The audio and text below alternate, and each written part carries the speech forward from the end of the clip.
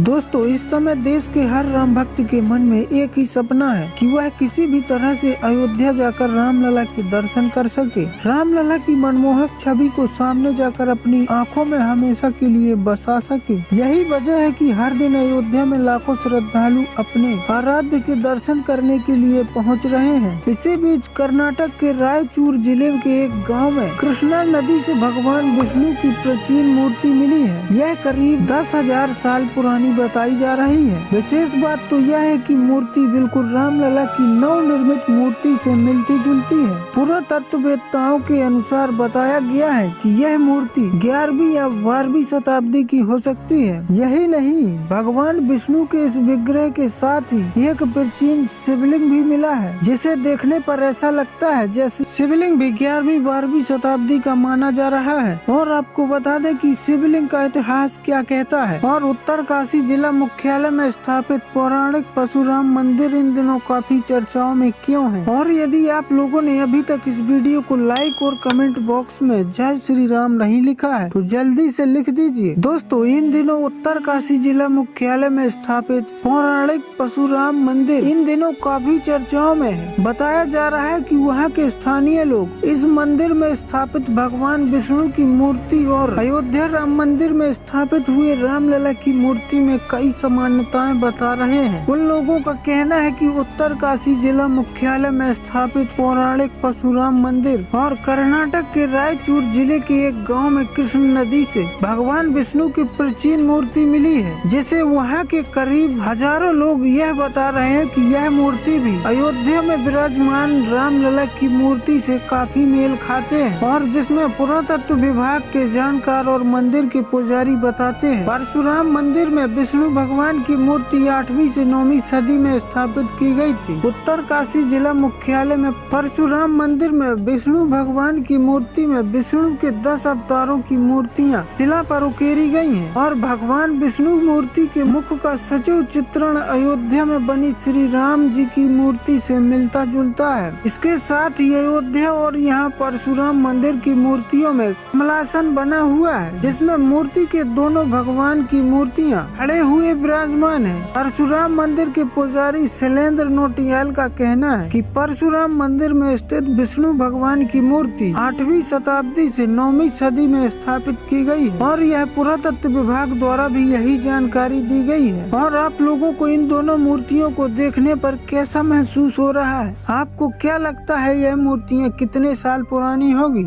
आप लोग कमेंट में जरूर बताइए। और आपको बता दें, उत्तरकाशी परशुराम जी को भगवान विष्णु के रूप में पूजा जाता था, क्योंकि परशुराम भगवान विष्णु हैं। इसी के साथ ही इस मंदिर के द्वार पर कॉपर प्लेट की विक्रम संवत 1742 वर्ष का स्थापित है, जिस पर पांडवों की मूर्तियां उकेरी गई हैं। वहीं एक 181 वर्ष पुराना संस्कृत में लिखा गया शिलापट्ट है। और वेदों के अनुसार स्कंद पुराण केदार खंड में वर्णित है, जिसमें बताया गया है कि जब विष्णु जी के अवतार परशुराम जी ने क्षत्रियों का नाश करने के बाद उनका क्रोध शांत नहीं हुआ था, तो भगवान शिव ने उन्हें हिमालय की उत्तरकाशी में तपस्या करने को कहा था। तब उन्होंने वरुणावत पर्वत के विमलेश्वर मंदिर में तपस्या की थी, जिसके बाद उनका क्रोध शांत हुआ। जिसके बाद भगवान काशी विश्वनाथ ने उन्हें आशीर्वाद दिया था कि जिस स्थान पर तुम्हारा क्रोध शांत हुआ है, उसी स्थान उत्तरकाशी को सौम्य काशी के नाम से जाना जाएगा। और शिवलिंग की पूजा का इतिहास क्यों प्रचलन है, तो चलिए जानते हैं। शिवलिंग की पूजा का प्रचलन पुराणों की देन है, जिसमें शिवलिंग पूजन के बाद धीरे धीरे नाग और यक्षों की पूजा का प्रचलन हिंदू जैन धर्म में बढ़ने लगा। जहां बौद्ध काल में बुद्ध और महावीर की मूर्तियों को अपार जन समर्थन मिलने के कारण विष्णु, राम और कृष्ण की मूर्तियां बनाई जाने लगी थी।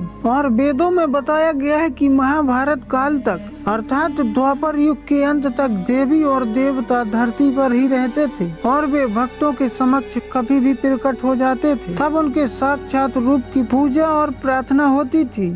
लेकिन कलयुग के प्रारंभ होने के बाद उनके अलग अलग रूपों की पूजा होने लगी, जिसमें विग्रह यानी भगवान के अनेक रूप जैसे शिवलिंग, शालिग्राम, जल, अग्नि, वायु, आकाश और वृक्ष के रूप में लोग पूजा करने लगे। जिसमें अब सवाल यह उठता है कि हिंदू धर्म के धर्म ग्रंथ, वेद, उपनिषद और गीता भी मूर्ति पूजा को नहीं मानती है, तो हिंदू क्यों मूर्ति पूजा करते हैं और इस पूजा का प्रचलन आखिर कैसे, क्यों और कब हुआ? तो चलिए जानते हैं। भारत में जो लोग नास्तिक थे वे निराकार ईश्वर को नहीं मानते थे। उन्होंने अपने पूर्वजों आदि की मूर्तियां बनाकर उन्हें पूजना आरंभ कर दिया था, जिसमें महावीर स्वामी और बुद्ध के जाने के बाद मूर्ति पूजा का प्रचलन बढ़ा और हजारों की संख्या में संपूर्ण देश में जैन और बौद्ध मंदिर बनने लगे, जिसमें बुद्ध और महावीर की मूर्तियां रखकर उनकी पूजा होने लगी। इन मंदिरों में हिंदू भी बड़ी संख्या में जाने लगे, जिसके चलते बाद में राम और कृष्ण के मंदिर भी बनाए जाने लगे और इसी तरह भारत में मूर्ति आधारित मंदिरों का विस्तार हुआ, जहां मूर्ति पूजा के समर्थक कहते हैं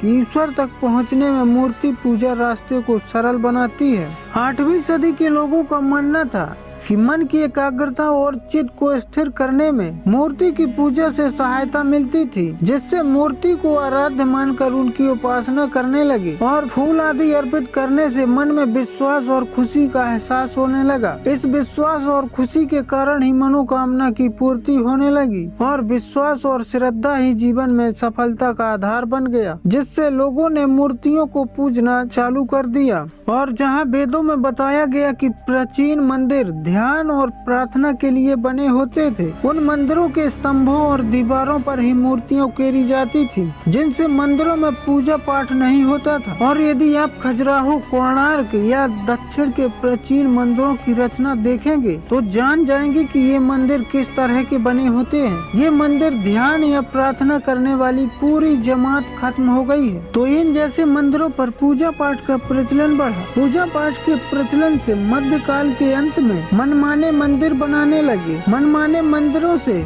मनमानी पूजा, आरती आदि कर्मकांडों का जन्म हुआ, जिनमें शोधकर्ताओं के अनुसार अरब के मक्का में पहले मूर्तियां ही रखी होती थी। वहां उस काल में बृहस्पति, मंगल, अश्विनी कुमार, गरुड़, नरसिंह और महाराजा बलि सहित लगभग 360 मूर्तियां रखी हुई थी। ऐसा माना जाता है कि इसमें कितनी सच्चाई है यह हम नहीं जानते, लेकिन जाट और गुर्जर इतिहास के अनुसार तुर्किस्तान पहले नागवंशियों का गढ़ माना जाता था। यहाँ नाग पूजा का प्रचलन सदियों से चला आ रहा है।